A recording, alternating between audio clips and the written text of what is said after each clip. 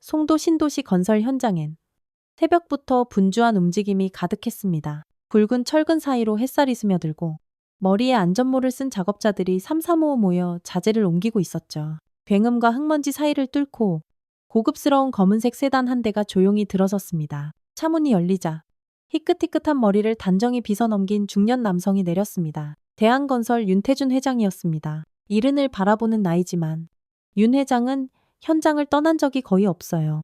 골조 구조부터 콘크리트 상태, 자재 창고까지 제 눈으로 직접 확인해야만 마음이 놓이는 성격이거든요. 늘 그림자처럼 그를 수행하는 김민호 비서도 오늘도 회장 뒤를 따르며 조용히 뭔가를 메모하고 있었습니다. 김 비서, 도장 작업 구역이 어디쯤인가? 회장님, B동 뒤편 외벽입니다. 지금 한창 페인트 작업 중입니다. 그쪽으로 가보시죠. 윤 회장은 뚜벅뚜벅 부두 소리를 내며 공사장 깊숙한 곳으로 걸어갔습니다. 그의 눈은 매처럼 날카로웠고 손은 습관처럼 양복 안주머니의 작은 수첩을 만지작거렸죠. 그렇게 도장구역에 거의 다다랐을 때 무언가 그의 발걸음을 탁 멈추게 했습니다. 하얀 방진복을 입은 젊은 여성 하나가 높은 작업대 위에서 롤러로 페인트를 칠하고 있었어요. 머리를 야무지게 틀어 올리고 붓자국이 묻은 손등으로 이마에 땀을 쓱 닦는 모습이 참 씩씩해 보였습니다. 그런데 윤 회장은 그녀를 보는 순간 심장이 쿵하고 내려앉는 것만 같았습니다. 저 눈매, 웃을 때 살짝 올라가는 입꼬리, 그리고 집중할 때 미간에 잡히는 저 희미한 주름까지 너무나도 익숙한 모습이었어요. 지은이, 아니, 정확히는 지은이이자 윤 회장의 아내였던 이지은과 그야말로 판박이었습니다. 지은은 20몇 년 전 5살배기 어린 딸의 손을 잡고 정말 흔적도 없이 사라졌죠. 그날 이후 윤 회장은 온 나라를 다 뒤졌습니다. 사설 탐정도 붙여보고 실종 신고도 수없이 했지만 소식은 감감무소식이었어요. 결국 모든 수색을 멈춘 지도 벌써 10년이 훌쩍 넘었습니다. 회장님, 괜찮으십니까? 윤 회장 곁에서 김 비서가 조심스레 물었습니다. 윤 회장은 시선을 떼지 못한 채 나지막이 말했습니다. 저 직원, 이름 좀 알아봐주게. 김 비서는 말없이 고개를 끄덕이며 현장 감독 쪽으로 총총걸음을 옮겼습니다. 윤 회장은 계속해서 작업대 위를 올려다보았습니다. 저 아가씨는 자기 일에 푹 빠져 있어서 바로 아래에서 자신을 지켜보는 회장의 존재조차 까맣게 모른 채 페인트를 덧칠하고 있었죠. 한참이 흐른 뒤 그녀가 작업대에서 내려오다 흘린 작은 손목시계 하나가 윤 회장의 눈에 들어왔습니다.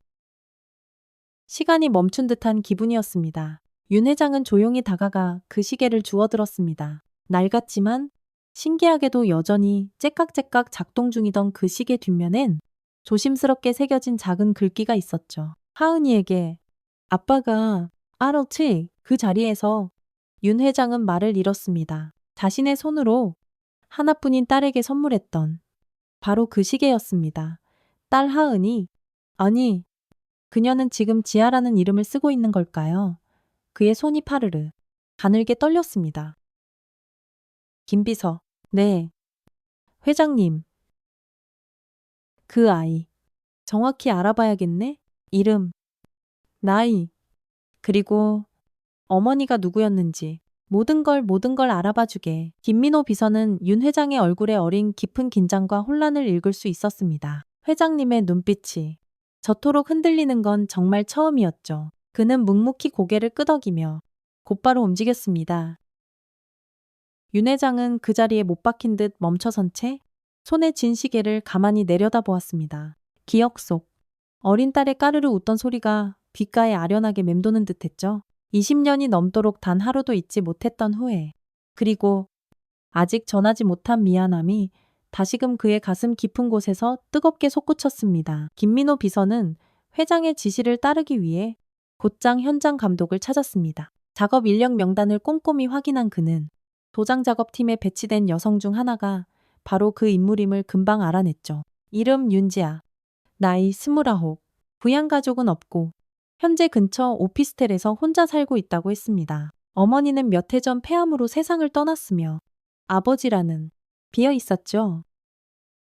김 비서가 회장실로 돌아왔을 때 윤태준 회장은 창가에 서서 송도신도시 너머의 황량한 갯벌을 그저 멍하니 바라보고 있었습니다. 공사장 한편에서 쉴 새 없이 들려오는 소음도, 창문 틈으로 희미하게 날아드는 먼지조차 그에게는 아무런 자극도 되지 못하는 듯했죠. 회장님, 알아봤습니다. 그래, 말해보게. 김비서는 조심스럽게 서류를 내밀었습니다. 윤태준 회장이 떨리는 손으로 한 장 넘기자 마침내 한 이름이 눈에 들어왔습니다. 윤지아. 그리고 그 아래 아주 작게 기재된 이전 이름. 윤하은. 그 순간 윤 회장의 입에서 낮고 짧은 신음이 터져 나왔습니다. 그는 천천히 서랍을 열고 아주 오래된 가족 앨범 하나를 꺼냈습니다. 먼지가 뽀얗게 내려앉은 표지를 조심스럽게 쓰다듬으며 사진 한 장을 꺼내들었죠. 그 속엔 젊은 시절의 자신과 아내 지은이, 그리고 이제 막돌이 지난 하은이가 세상 가장 행복한 얼굴로 환하게 웃고 있었습니다. 우리 하은이. 맞구나. 하은이였어. 그 말은 결코 누군가에게 들려주기 위한 것이 아니었습니다.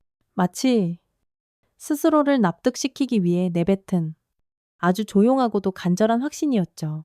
사진 속에서 나비처럼 두 팔을 한껏 벌리고 천진난만하게 웃던 하은이의 미소는 오늘 그 페인트공 아가씨? 아니, 이제는 지아라는 이름으로 살고 있는 그 아이의 미소와 정확히 포개졌습니다. 김비서? 예. 회장님. 지아 양 어머니. 그러니까 지은이는 정확히 언제 세상을 떠났다고 김민호 비서는 조심스럽게 대답했습니다. 3년 전 폐암으로 병원에서 임종을 맞이하셨다고 합니다. 지아 씨가 홀로 간병했고 장례도 직접 다 치렀다고 확인되었습니다. 윤태준 회장의 눈빛이 파르르 흔들렸습니다. 그는 창문 너머를 하염없이 바라보다가 이내 고개를 떨궜습니다. 이제는 다시는 돌아갈 수 없는 과거 속에 사라져버린 아내의 마지막 모습을 상상하는 것만으로도 가슴이 먹먹하고 답답했습니다. 그토록 사랑했던 아내가 자기 자신도 없이 홀로 병마와 힘겹게 싸우다 그토록 외롭게 눈을 감았다는 사실이 너무나도 괴로웠습니다. 그 아이가 나를 어떻게 기억하고 있을까? 윤 회장은 혼잣말처럼 중얼거리며 김 비서를 바라보았습니다. 지은이가 나에 대해 뭐라고 했을지, 지아가 과연 어떤 기억을 품고 있을지 좀 더 자세히 알아봐 주게? 내 아내가 왜 그렇게까지 나를 미워했는지 이젠 정말 알고 싶네. 김 비서는 고개를 깊이 숙였습니다. 알겠습니다. 회장님, 바로 알아보겠습니다. 그가 나간 후 윤 회장은 손에 쥐고 있던 시계를 다시 꺼내 들었습니다. 손등에 가만히 올려놓고 말없이 바라보았죠. 그 시계는 아버지로서의 마지막 흔적이었고 스스로에게 남긴 유일한 증표였습니다. 그 순간 과거의 기억들이 마치 주마등처럼 빠르게 스쳐 지나갔습니다. 사업에 정신없이 몰두하느라 집안의 불화를 제대로 돌보지 못했던 시간들, 아내에게 무심코 가해졌던 시어머니의 그 모진 말들, 애써 가리고 외면으로 일관했던 자신의 무책임함까지도 모든 기억들이 무거운 죄처럼 그의 가슴을 쿵쿵 내리눌렀습니다. 지아를 위해 내가 무엇을 해야 할까? 지금이라도 아버지로서 다가가야 하는 걸까? 하지만 그녀는 자신을 전혀 모른 채 20회 넘게 살았고 어머니는 그에게 단 한마디 연락조차 하지 않았습니다. 왜였을까? 도대체 왜? 끝까지 숨었던 걸까? 혼란스러운 감정의 소용돌이 속에서도 윤 회장은 하나의 다짐을 하게 됩니다. 지금이라도 모든 진실을 마주하고 딸의 곁으로 다가가야 한다는 결심. 그리고 그 첫걸음은 과거를 꼭꼭 감춘 누군가를 찾는 일부터 시작되어야 했습니다. 지아와 어머니가 머물렀던 공간. 그들을 곁에서 알게 모르게 도왔던 사람들. 분명 그 어딘가에 진실의 단서가 남아있을 터였습니다. 며칠이 지나고 다시 찾아간 송도 건설 현장은 여전히 분주했습니다. 공기 중에는 페인트 냄새와 흙먼지가 잔뜩 엉켜떠 있었고 사방에서 들려오는 작업 소리는 정오를 향해 더욱 시끄럽게 커져만 갔습니다. 윤태준 회장은 현장에 도착하자마자 익숙한 길을 따라 도장 구역으로 향했습니다. 발걸음엔 망설임이 없었지만 마음속에는 뭐라 설명할 수 없는 떨림이 여전히 남아 있었죠. 회장님, 점심시간이 되려면 아직 한참 멀었습니다. 김민호 비서가 조심스럽게 말하자 윤 회장은 가볍게 고개를 끄덕이며 대답했습니다. 괜찮아. 그냥 좀 둘러보고 싶을 뿐이네. 도장 구역엔 여전히 윤지아 씨가 있었습니다. 붓을 들고 외벽을 정성스레 칠하던 그녀의 손놀림은 제법 익숙하고 단단해 보였습니다. 방진복 소매 너머로 언뜻 드러나는 가느다란 손목에는 아직도 그 작은 손목시계가 채워져 있었죠. 낡은 가죽 밴드, 군데군데 벗겨진 도금, 그리고 이제는 희미하게 남은 각인. 윤 회장은 그 시계를 보는 것만으로도 왈칵하고 벅찬 감정이 다시금 몰려왔습니다. 지아 씨는 작업을 마친 뒤 물통을 정리하며 고개를 들었고 바로 그 순간 윤 회장과 시선이 정면으로 마주쳤습니다. 잠시 놀란 듯 눈이 동그래졌지만 이내 밝은 미소를 지으며 다가왔습니다. 어머나 회장님, 여긴 어쩐 일이세요? 또 현장 점검 나오셨어요? 그 물음에 윤 회장은 조심스레 웃으며 대답했습니다. 아, 오늘은 그냥 좀 일찍 점심을 먹고 싶어서 왔습니다. 혹시 괜찮겠나? 지아 씨는 어깨를 으쓱이며 고개를 끄덕였습니다. 그럼요. 제가 식당 쪽으로 안내해 드릴게요. 이쪽으로 오세요. 두 사람은 나란히 걸으며 조용히 간이식당 쪽으로 향했습니다. 윤 회장은 지아 씨의 옆모습을 곁눈질로 슬쩍 바라보며 마음을 다잡았죠. 어쩌면 오늘이 그 어떤 말을 자연스럽게 꺼낼 수 있는 마지막 기회일지도 몰랐기 때문입니다. 작은 천막 식당 안은 아직 한산했습니다. 일찍 점심을 시작한 몇몇 작업자들이 조용히 식사를 하고 있었고 지아 씨는 윤 회장을 구석자리로 안내한 후 간단한 밑반찬 몇 가지를 가져다 주었습니다. 여기 반찬은 좀 소박하지만 그래도 다 직접 만든 거예요. 저도 종종 같이 먹거든요. 한번 드셔보세요. 그녀가 내민 작은 접시에는 정갈하게 무친 나물과 김치볶음 같은 것이 놓여 있었습니다. 윤 회장은 그릇을 내려다보다가 조심스럽게 말을 꺼냈습니다. 지아 씨.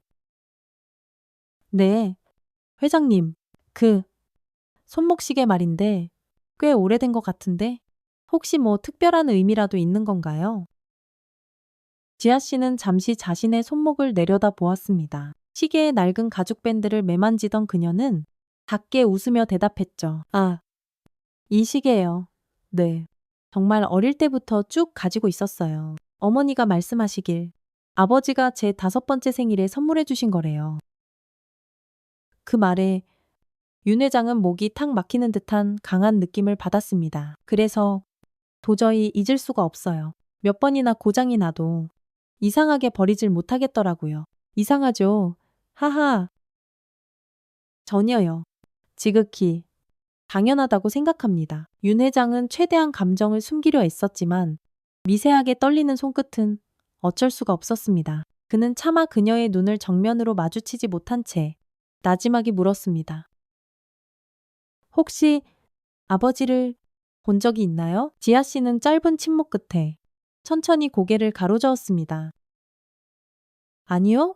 어머니는 아버지에 대해 많은 말씀을 하지 않으셨어요. 다만 그녀는 말을 고르듯 두 손을 꼭 쥐었습니다. 항상 하시던 말씀이 있었어요.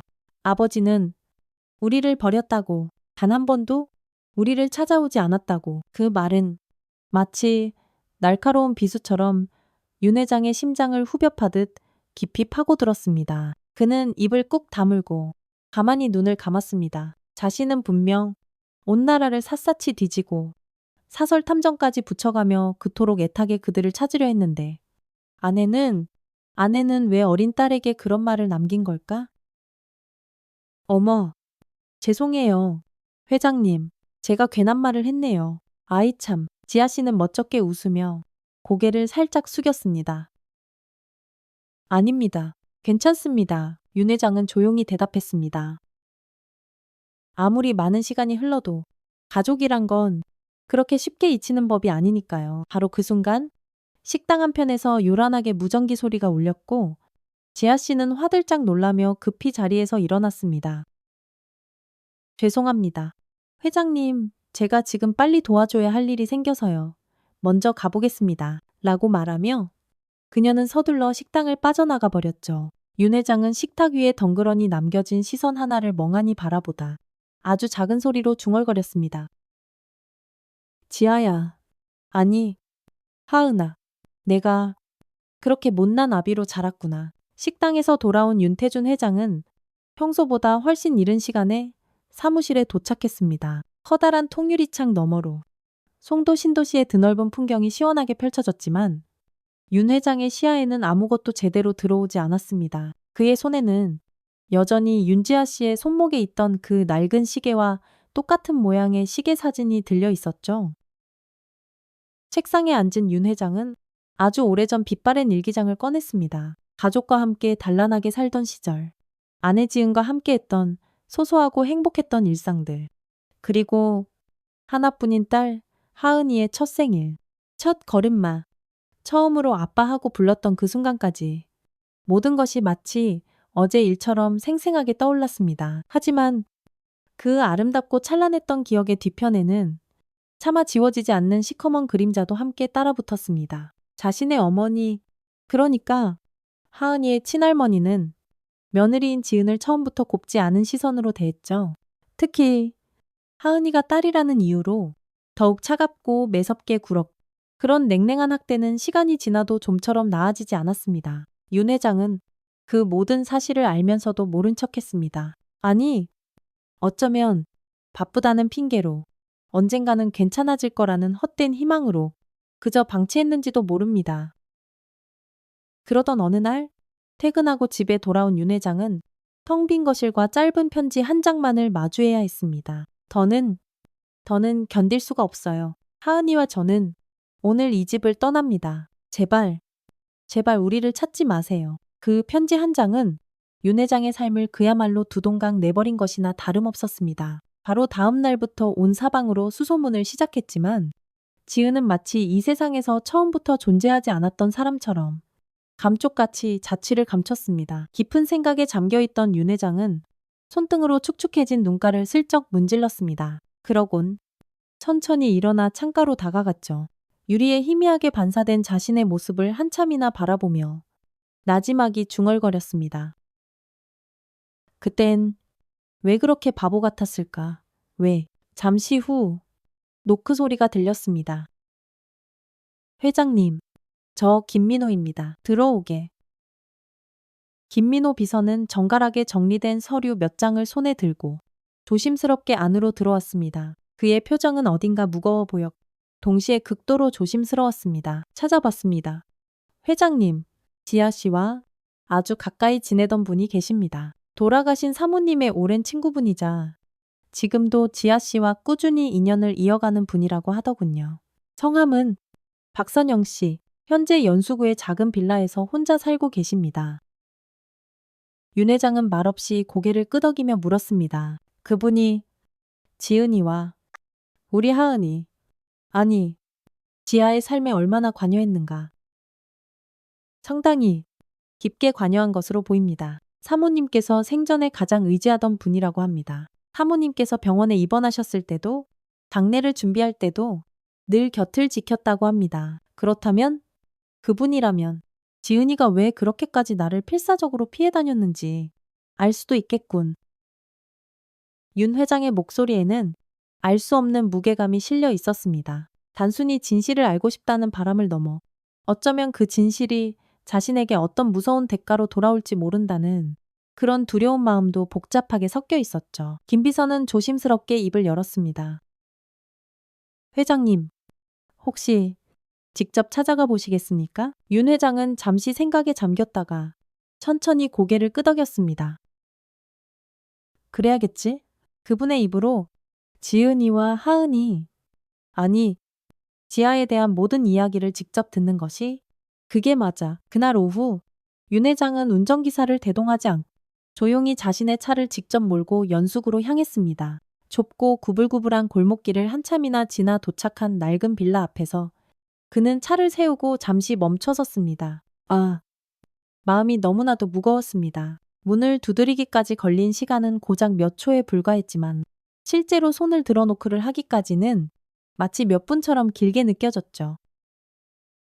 미적, 누구세요?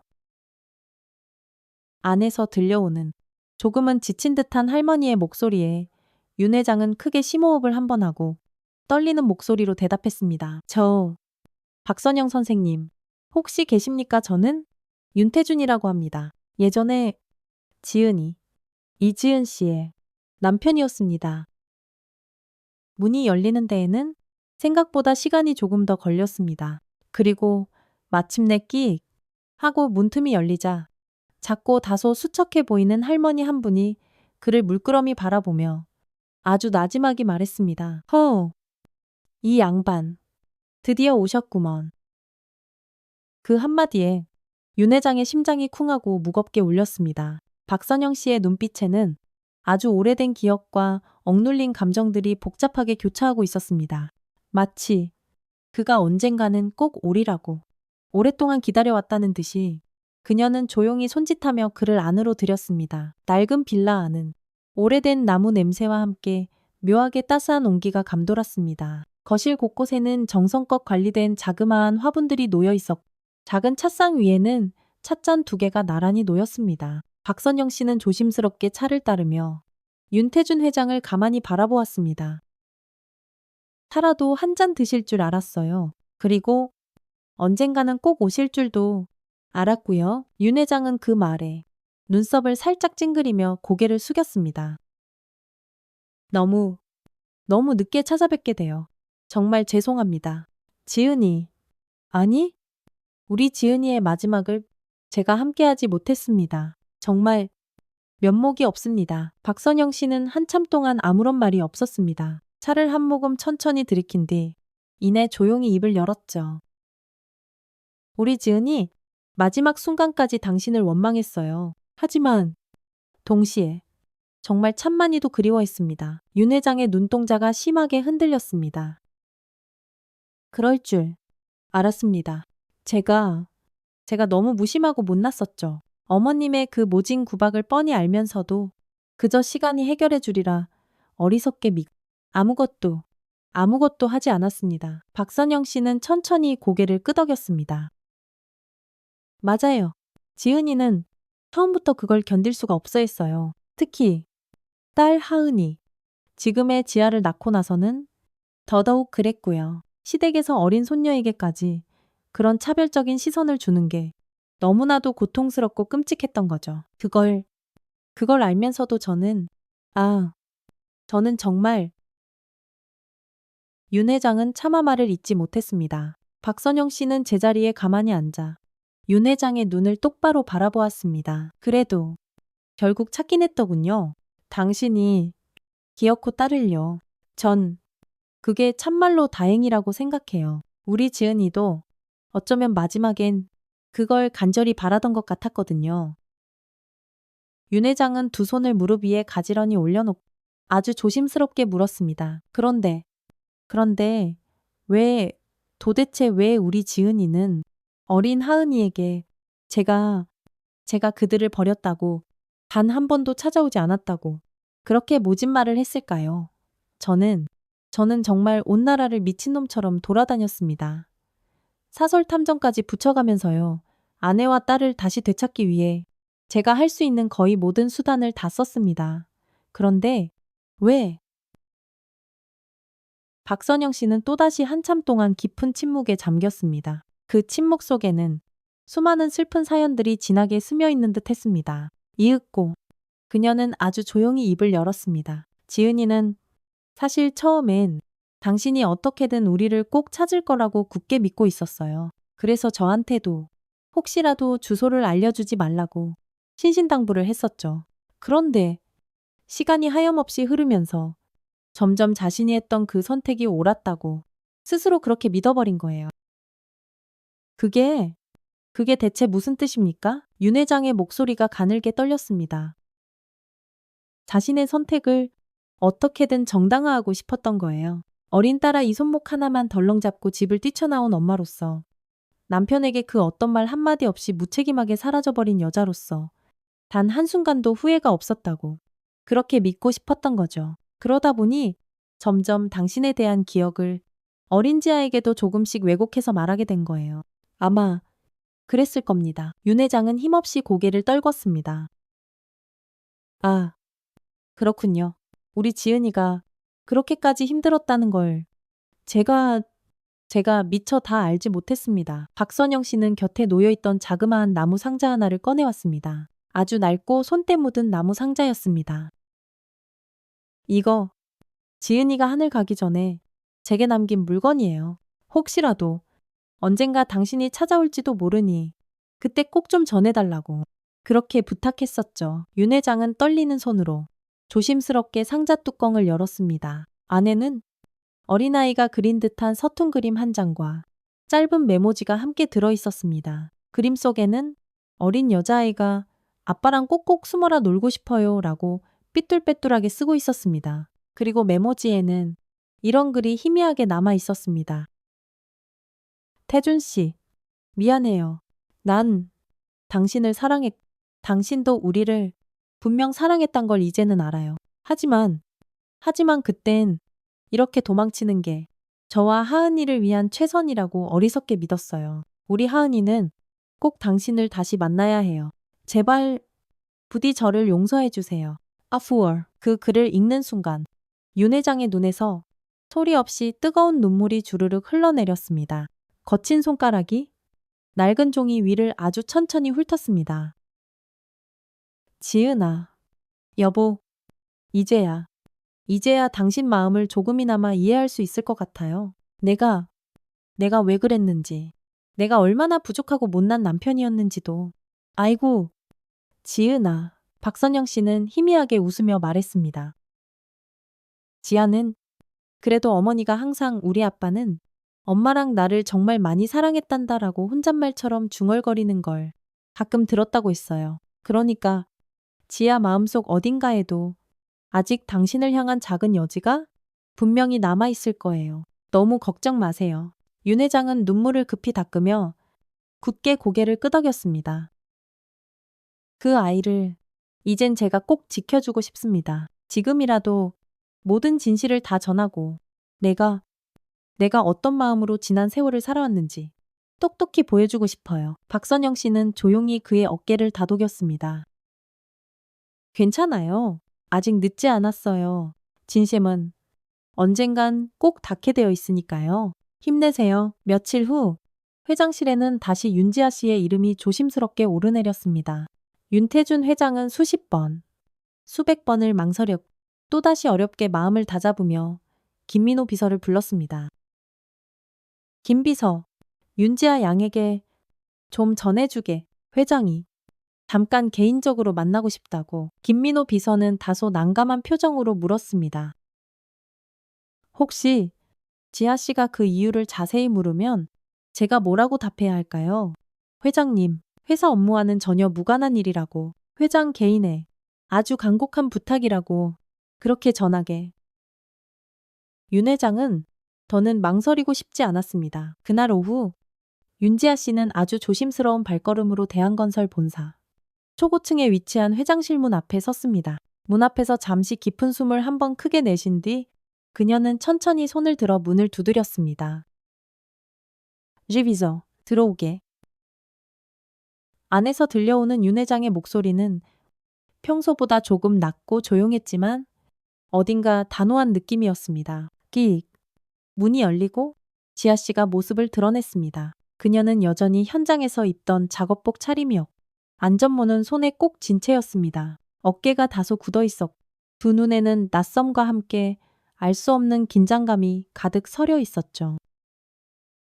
앉게. 윤 회장은 소파를 가리켰고 지아 씨는 말없이 그의 맞은편 자리에 앉았습니다. 어색한 침묵이 잠시 흘렀습니다. 윤 회장은 그녀를 한참이나 가만히 바라보며 천천히 입을 열었죠. 윤지아 양. 이 시계 혹시 기억하겠지? 그는 작은 상자 하나를 그녀 앞으로 내밀었습니다. 상자 안에는 놀랍게도 그녀가 늘 차고 다니던 것과 똑같은 모양의 아주 낡은 손목시계가 들어 있었습니다. 지아 씨의 눈이 믿을 수 없다는 듯이 크게 뜨였습니다. 이건 어떻게 회장님께서 내가 선물했네? 자네가 5살 되던 해 바로 자네 생일에. 윤 회장은 조용히 하지만 분명한 목소리로 말을 이었습니다. 윤지아, 아니, 너의 본명은 윤하은. 그리고 아버지가 바로 나네. 그 말에 지아 씨의 얼굴이 하얗게 질려갔습니다. 그녀는 자리에서 벌떡 일어나며 거의 비명처럼 외쳤습니다. 너스 뭐라고요, 지금? 지금 무슨 말씀을 하시는 거예요? 말도 안 돼요. 윤 회장은 떨리는 목소리로 하지만 간절하게 말했습니다. 나는 단 한 번도 너를 그리고 너희 어머니를 잊은 적이 없네? 정말이야. 온 나라를 다 뒤지며 수소문해 지난 수십 년간 너희를 찾으려 그토록 애썼지? 내가 이렇게 어엿하게 잘 자라 있었을 줄은 정말 꿈에도 몰랐어. 하은아.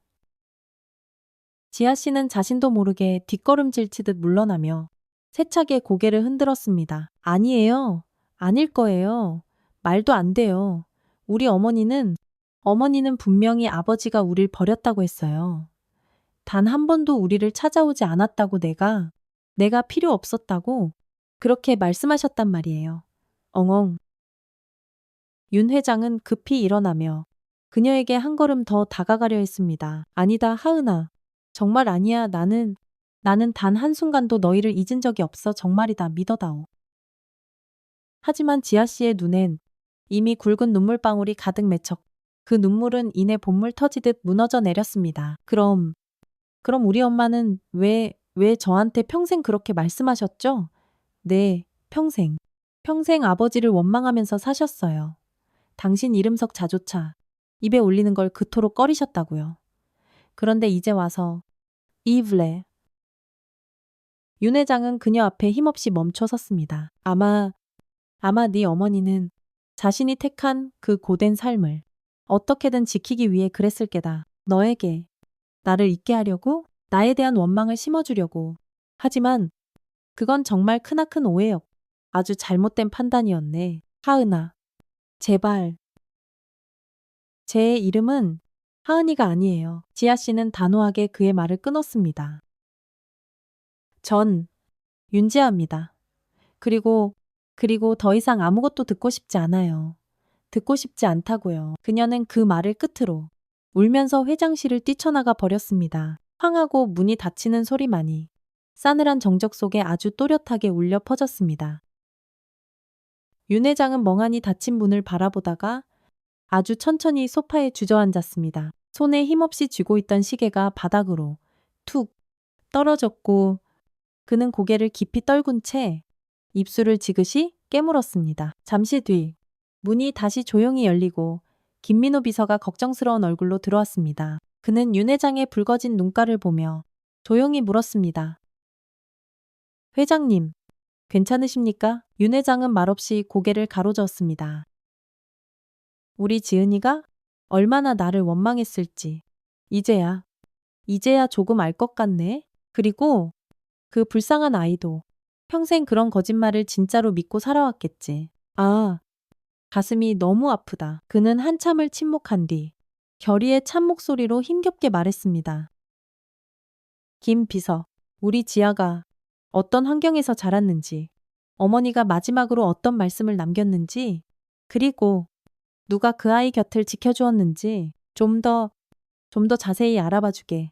나는 그 아이에게 모든 진실을 다 보여주고 싶네. 시간이 아주 오래 걸리겠지만 절대로 포기하진 않을 거야. 윤지아는 회장실을 뛰쳐나온 후 멍하니 거리를 헤맸습니다. 어디로 가는지도 모른 채 그저 발길이 닿는 대로 또 걸었죠. 마음속은 커다란 돌덩이 하나가 꽉 막힌 것처럼 무거웠고 가슴 깊은 곳에서는 차갑고 시린 혼란이 세차게 몰아쳤습니다. 내 아버지라고. 그분이 입 밖으로 흘러나온 말은 마치 아주 낯선 사람의 목소리처럼 느껴졌습니다. 그녀는 문득 머릿속을 스치는 한 사람의 얼굴을 떠올렸습니다. 어머니가 세상을 떠난 후 늘 지아 곁을 묵묵히 지켜주었던 단 한 사람. 바로 어머니의 오랜 친구였던 박선영 할머니였습니다.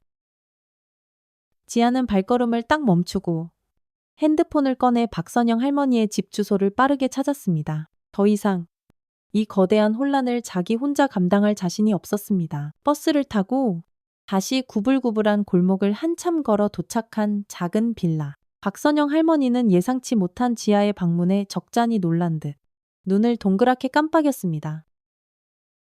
어머머, 지아야, 이게 다 웬일이니? 오늘 현장 쉬는 날도 아니잖니. 무슨 일 있었어? 지아는 애써 희미한 미소를 지으며 대답했습니다. 할머니, 오늘 제가 할머니한테 꼭 여쭤보고 싶은 게 있어서 왔어요. 박선영 할머니는 지아를 조용히 안으로 들였고 둘은 작은 거실에 마주 앉았습니다. 따뜻한 차가 채 식기도 전에 지아가 먼저 어렵게 입을 열었습니다.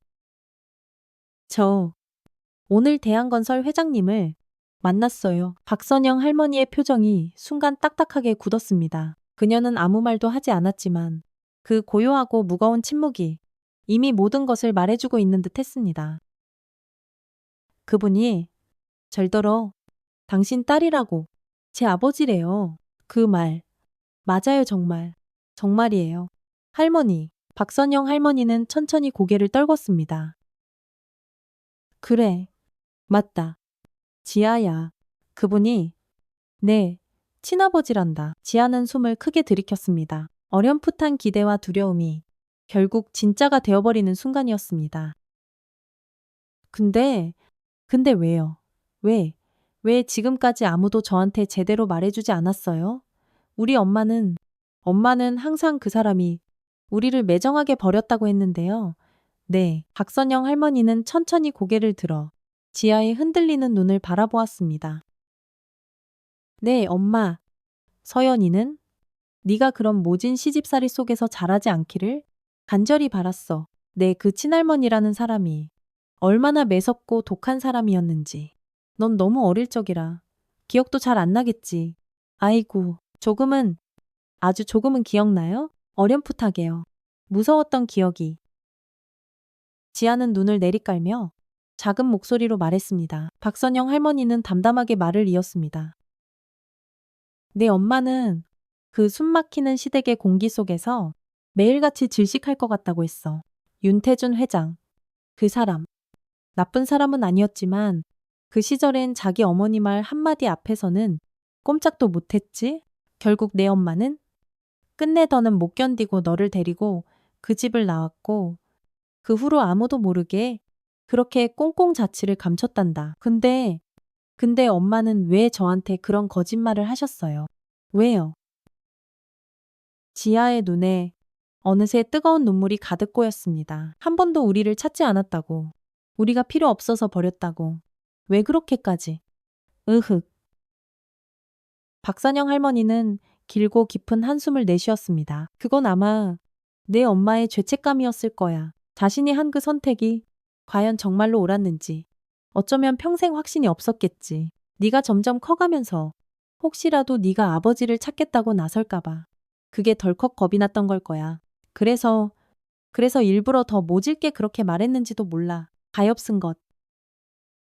지아는 두 손으로 얼굴을 감싸쥐었습니다. 혼란과 분노, 슬픔과 그리움, 온갖 감정들이 뒤죽박죽 뒤섞여 머릿속을 마구 휘저었죠. 그럼 아버지는 정말 우리를 찾으셨던 거예요. 한 번도 안 찾은 게 아니라 박선영 할머니는 조용히 고개를 끄덕였습니다. 그럼 찾으셨지. 찾고 말고 사설 탐정까지 붙여가면서 온 나라를 샅샅이 뒤지며 너희 모녀를 수소문했단다. 내가 그 사실을 뒤늦게 알았을 땐 이미 너무나도 많은 시간이 흘러버렸고 내 엄마도 내게 그 얘긴 절대 지아에게 꺼내지 말라고 제발 아무 말도 하지 말라고 그렇게 간곡히 부탁했었어. 그럼 할머니는 처음부터 다 알고 계셨던 거네요. 모든 걸 지아의 목소리엔 깊은 서운함이 잔뜩 배어 있었습니다. 박선영 할머니는 미안함이 가득한 눈으로 그녀를 가만히 바라봤습니다. 미안하다. 지아야. 정말 미안해. 나는 그저 내 엄마의 뜻을 따르는 게 그게 옳다고 생각했어. 그땐 그게 최선이라고 믿었단다. 침묵이 무겁게 길게 흘렀고 지아는 천천히 자리에서 일어났습니다. 눈물은 아직 멈추지 않았지만 그녀의 발걸음은 조금 전보다 한결 단단해져 있었습니다. 조금만 생각할 시간이 필요할 것 같아요. 할머니, 정리해야 할 것도 너무 많고요. 박선영 할머니는 조용히 고개를 끄덕이며 말없이 그녀를 배웅했습니다. 그래. 알겠다. 내 마음이 하는 말을 한번 잘 들어보렴. 그리고 언제든 다시 와도 괜찮으니까? 응. 지아는 박선영 할머니의 집을 나와 아주 천천히 걸었습니다. 회장실에서 들었던 그 믿기지 않는 말들이, 그리고 방금 전 할머니에게서 들은 이 모든 잔인한 진실이 시린 칼날처럼 가슴을 파고들며 마음속에 거대한 벽처럼 차곡차곡 쌓여가고 있었습니다. 지독한 혼란 속에서도 단 한 가지는 분명했습니다. 그녀는 이제 진짜 자신의 삶을 정면으로 마주해야만 했다는 것. 하루, 그리고 또 이틀.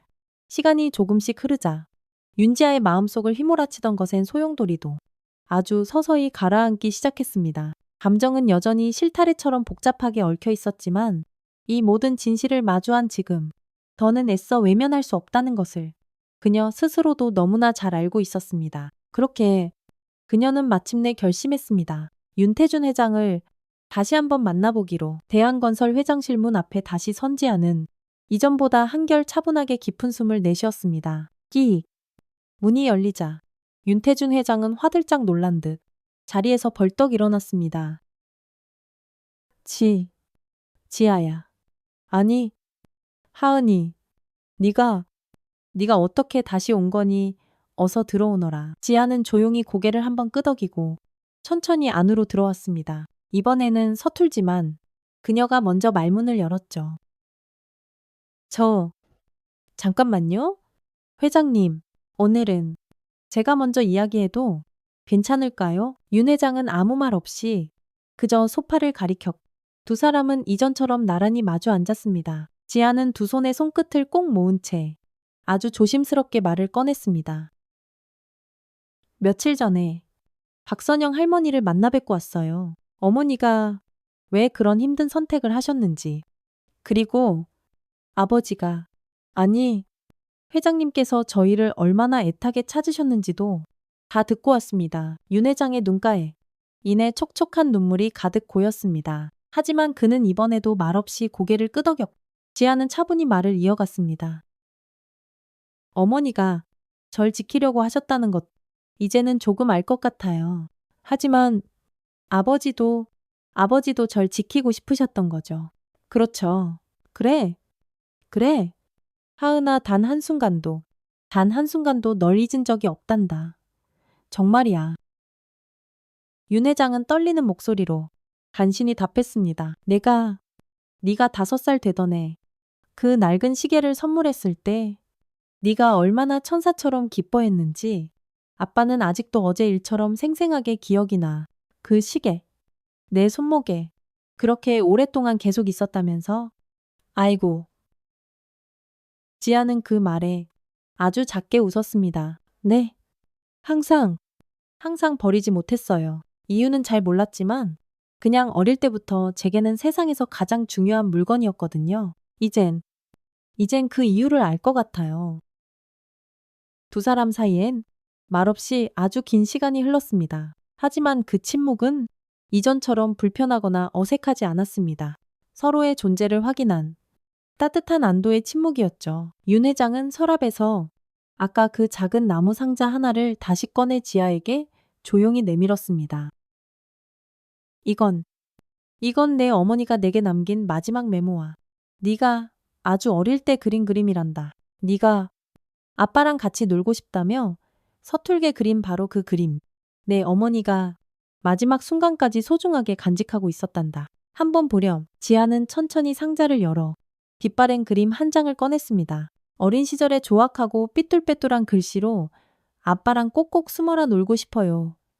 라고 적힌 글귀가 세월의 흔적 속에 흐릿하게 남아 있었습니다. 그림을 한참이나 물끄러미 보던 지아의 눈가가 다시금 발갛게 달아올랐습니다. 이걸 엄마가 마지막까지. 윤 회장은 조용히 고개를 끄덕였습니다. 그분도 너를 위해 평생 애썼고 나도 어떻게든 내게 다시 다가가기 위해 그동안 정말 많이 애썼어. 너무 늦었지만 지금부터라도 널 위해 정말 좋은 아버지가 꼭 되고 싶구나. 하은아. 지아는 조용히 윤 회장을 한참이나 바라보다 마침내 입을 열었습니다. 시간이 좀 필요할 것 같아요. 갑자기 너무나도 많은 게 한꺼번에 바뀌어서 하지만 한 가지는 분명해요. 윤 회장은 그녀의 눈을 가만히 마주치며 조심스럽게 물었습니다. 뭐가 분명하단다. 내 딸아, 지아는 아주 하지만 진심을 담아 환하게 웃으며 대답했습니다. 저도 이제부터라도 더 알아가고 싶어요. 당신이 어떤 사람이었는지, 저를 위해 어떤 삶을 그동안 살아오셨는지, 그리고 천천히, 아주 천천히 아버지로서의 모습도요. 그 말에 윤 회장은 두 눈을 지그시 감으며 소리 없이 뜨거운 눈물을 삼켰습니다. 수십 년을 그토록 애타게 갈망했던 단어 하나가 마침내 그의 귓가에 들려온 순간이었습니다. 하은아, 하은아, 고맙다. 정말 고맙다. 내 딸아, 이제 그 이름 불러주셔도 괜찮을 것 같아요. 지아는 수줍게 웃으며 말했습니다. 하은이라고 불리던 기억이 사실 거의 없긴 한데 왠지 마음 한구석이 따뜻해지는 것 같거든요. 윤 회장은 자리에서 천천히 일어나 지아의 작은 손을 아주 조심스레 잡았습니다. 그 손은 작았지만 놀랍도록 단단했고 그리고 참 따뜻했습니다. 며칠 뒤 두 사람은 함께 이지은의 묘소를 찾았습니다. 윤 회장은 말없이 묘비 앞에 가만히 앉아 아주 오랜 시간 동안 무릎을 꿇고 있었습니다. 여보, 지은아, 드디어 우리 하은이를 찾았어.